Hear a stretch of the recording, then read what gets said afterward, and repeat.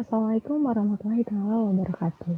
Halo teman-teman semuanya, sebelumnya perkenalkan nama saya Widi Putri, saya mahasiswa jurusan Kebidanan Bandung, Poltekkes Kemenkes Bandung.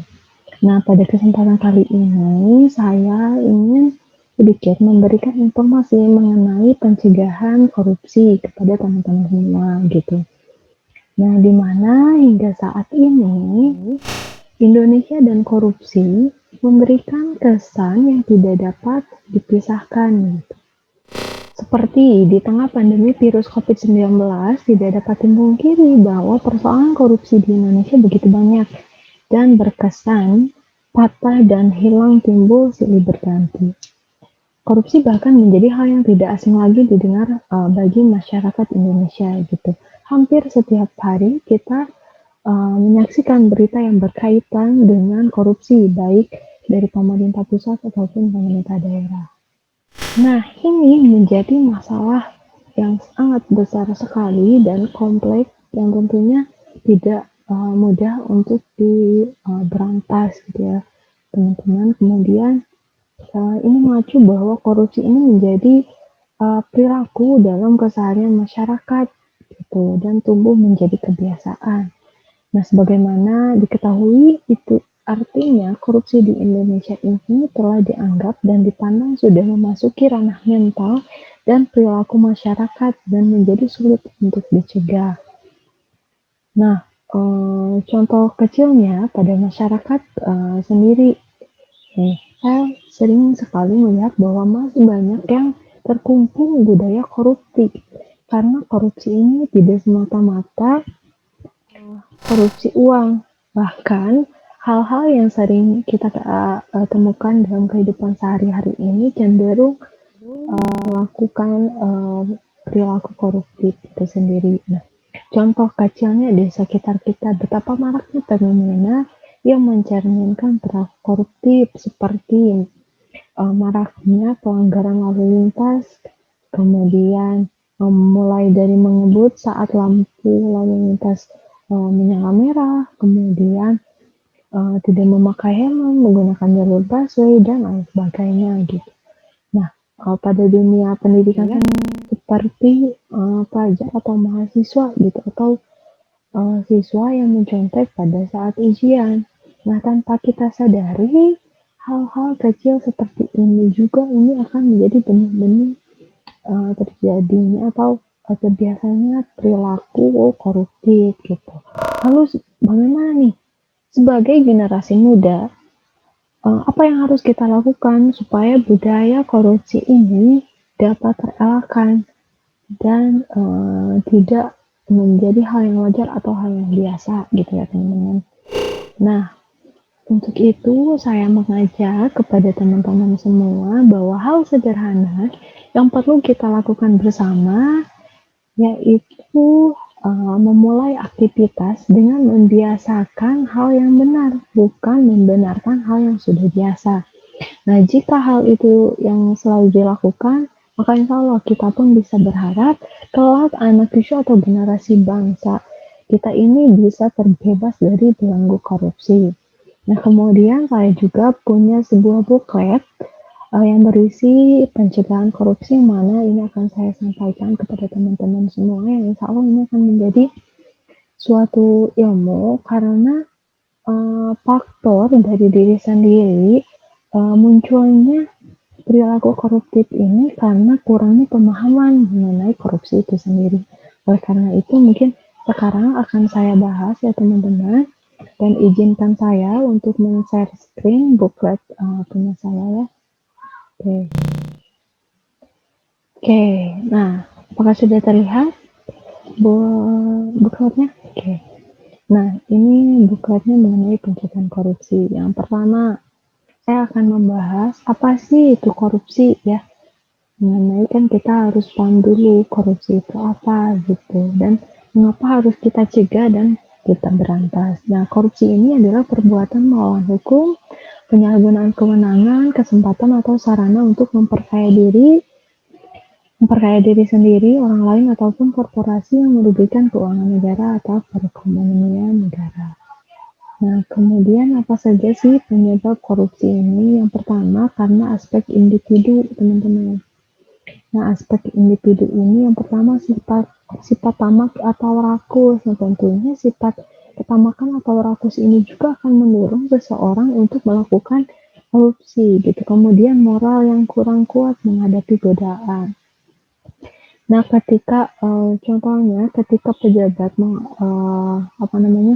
disuguhkan dengan berbagai macam anggaran yang tentunya tidak sedikit, mungkin kalau moralnya kurang kuat, maka godaan-godaan seperti dari diri sendiri karena sifat tamak tadi mungkin akan menurun juga pada perilaku korupsi, kemudian penghasilan kurang mencukupi kebutuhan gitu. Sebenarnya uh,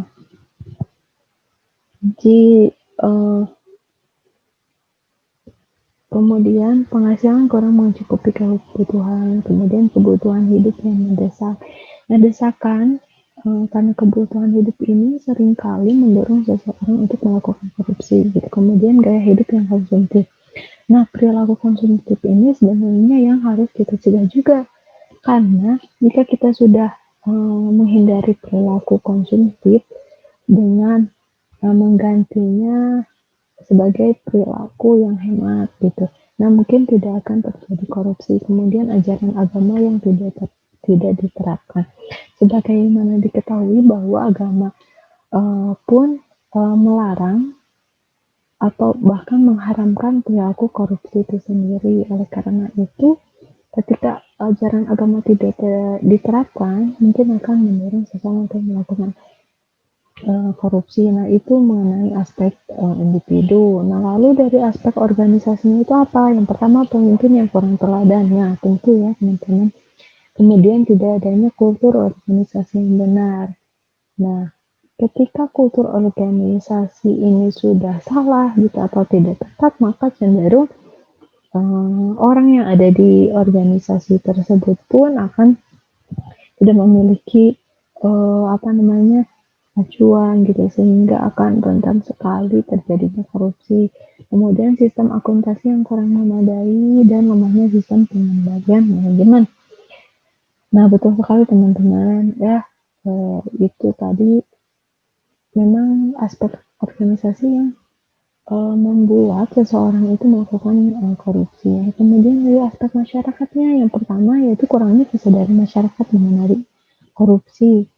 Nah, seperti yang sudah saya jelaskan tadi bahwa memang di masyarakat perilaku korupsi ini sudah membudaya gitu, dan juga sudah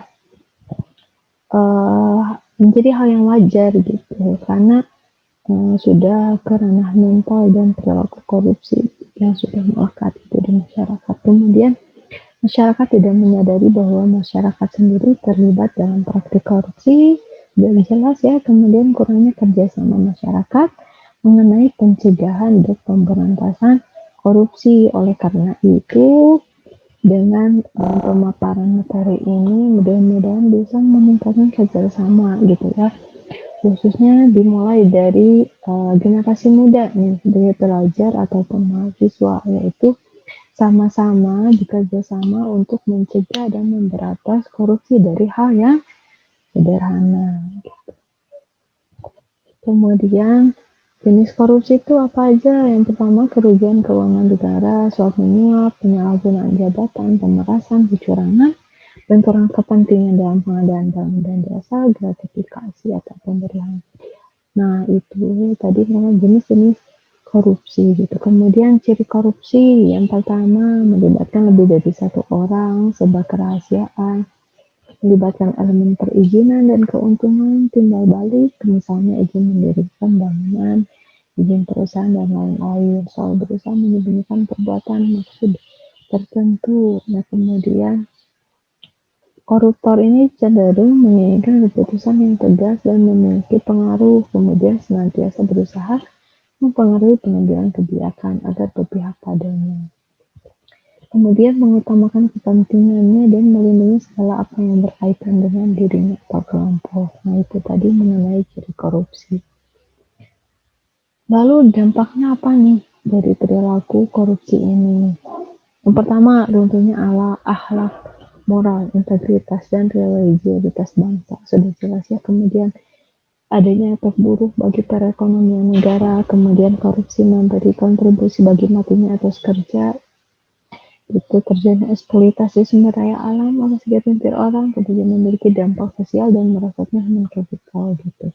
Ini tentu ya, jadi eh, sikap apa namanya kemanusiaannya ini tentu akan merosot. Kemudian hilangnya kepercayaan masyarakat kepada penjawab pemerintah, hilangnya kepercayaan seseorang kepada pihak tertentu. Lalu bagaimana nih pemberantasan korupsi? Nah, mendukung program pemerintah mengenai pemberantasan korupsi ya. Kemudian melapor ke pihak berwenang jika terjadi hal yang mengarah kepada perilaku korupsi. Bersikap tegas terhadap perilaku korupsi, menolak dengan tegas atas bentuk korupsi, kemudian katakan tidak untuk korupsi. Nah, lalu bagaimana nih menghindari korupsi dari hal yang terkecil ya? Menghindari korupsi dari hal yang terkecil yaitu dimulai dari pembenahan diri sendiri dan juga lingkungan ya teman-teman. Seperti yang pertama, pencegahan korupsi untuk diri kita yang pertama itu dari waktu, yaitu disiplin waktu, misalnya datang tepat waktu atau lebih awal. Seperti pepatah mengatakan lebih baik datang 5 jam sebelum acara dimulai daripada terlambat 1 menit gitu. Nah kemudian lebih uh, yang kedua yaitu menggunakan uang dengan bijak dan jujur, apabila diberi amanah akan jujur dan tanggung jawab. Nah kemudian pencegahan korupsi itu bagaimana nih? Yang pertama bertakwa kepada Tuhan Yang Maha Esa ya tentu teman-teman. Karena ketika kita sudah mendekatkan kepada Tuhan gitu ya, nah insya Allah perbuatan tercela itu insya Allah akan eh, apa dijauhkan gitu. Kemudian menanamkan perilaku jujur, tanggung jawab dan amanah.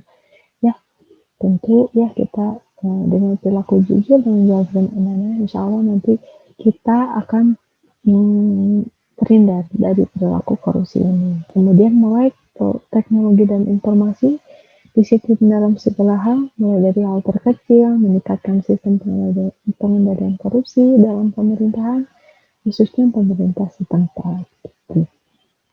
Oke baik teman-teman, mungkin itu saja yang bisa saya sampaikan, sedikit atau banyaknya informasi yang saya sampaikan, mudah-mudahan dapat diambil manfaatnya, yang jeleknya yang diambil, yang baik-baiknya mudah-mudahan bisa diambil dan bisa bermanfaat untuk teman-teman semua.